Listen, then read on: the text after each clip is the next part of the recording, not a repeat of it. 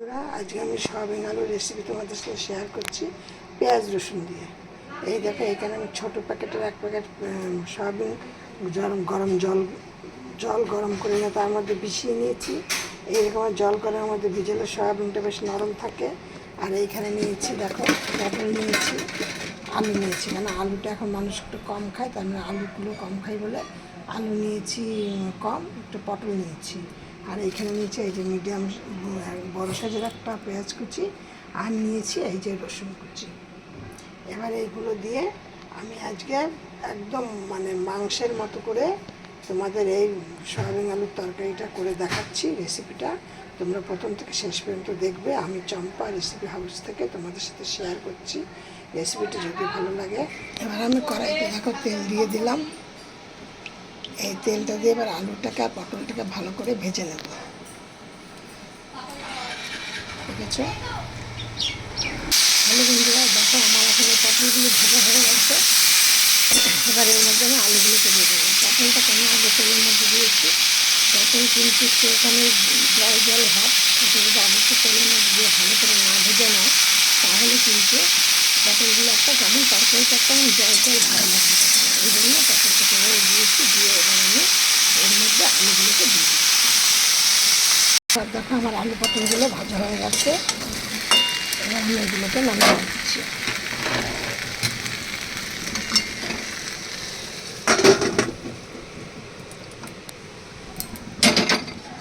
এবার আমি এই কড়ার মধ্যে আবার তেল দিয়ে দিচ্ছি।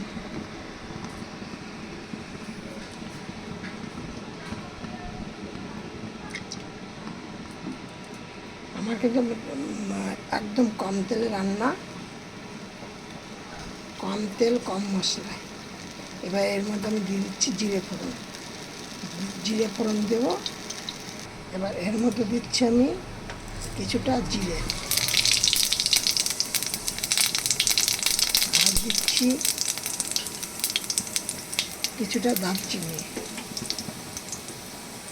আর দিচ্ছি 3টে এলাচ দিতে করে, আর দিলাম তেজপাতা। এবার এর মধ্যে আমি দিয়ে দিচ্ছি, ফোড়নটা হয়ে গেছে, সুন্দর একটা গন্ধ বেরিয়ে গেছে, এই যে রসুনটা খেতে হবে।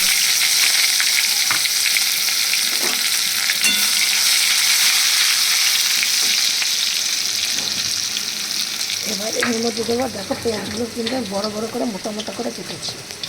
এবার দিয়ে দিয়ে আমি এটাকে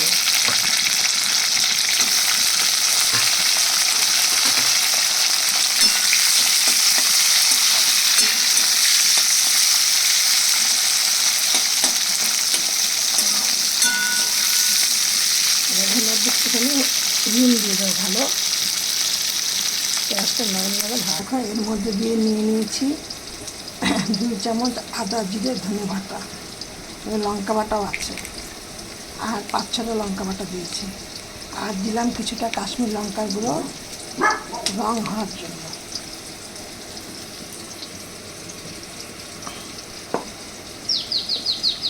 আর দিলাম 1 চামচ হলুদ। এবার দেখো আমার এই যে পেঁয়াজগুলো কিন্তু ভাজা ভাজা হয়ে যাচ্ছে। আমি এবার এর মধ্যে আমি একটুগুলো দিয়ে দেবো, এর মধ্যে কিছুটা জল অ্যাড করবো, দিয়ে এবার এগুলো দিয়ে দিচ্ছি।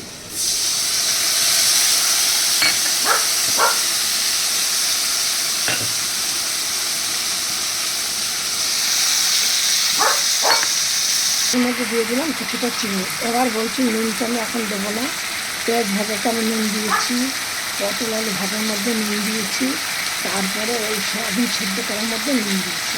এবার আমি এর মধ্যে দেবো সয়াবিন। এই দেখো, এবার আমি এই সয়াবিনগুলোকে পুরো জল নিগড়ে নিয়ে আমি দিয়ে দিচ্ছি এর মধ্যে।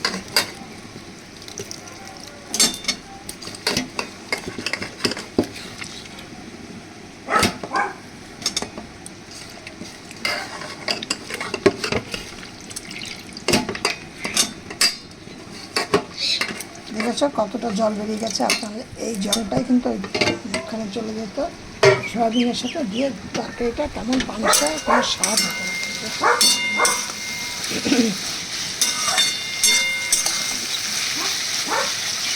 এবার আমি এর মধ্যে দিয়ে দেবো এইগুলোকে,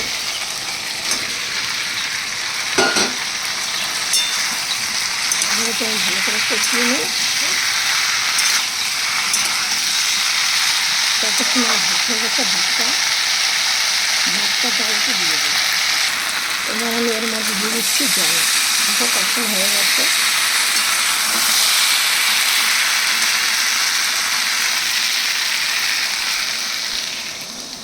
জলটা খুব বেশি দেবো না, এইটুকুনি জল দিলাম। আলু মালু সব সেদ্ধ হয়ে গেছে।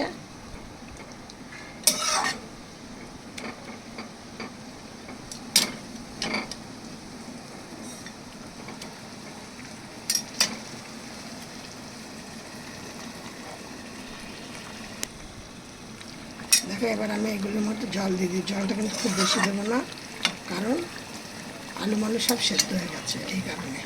দেখো আমার রেসিপিটি হয়ে গেছে, আমি এবার নামিয়ে দিচ্ছি।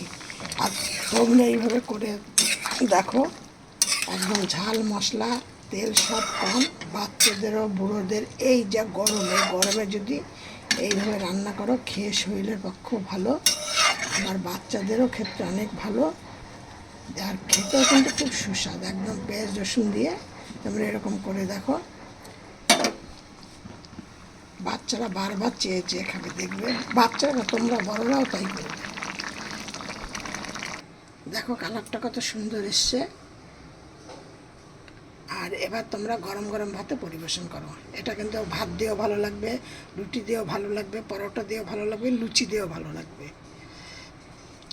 আর আমার এই রেসিপিটা দেখে তোমরা একটা করে লাইক অন্তত করো।